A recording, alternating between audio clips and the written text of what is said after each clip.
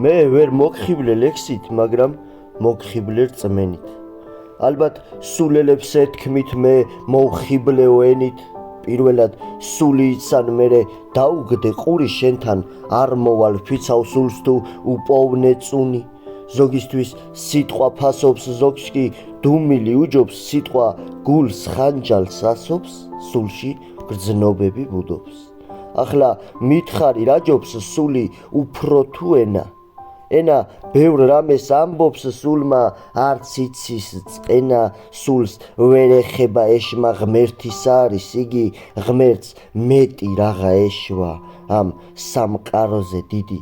ენას მაინც ყავს მომხრე, თანაც კი სულზე მეტი, სადაც არ უნდა მოხვდე, მე სულს ვაფასებ გეტყვი.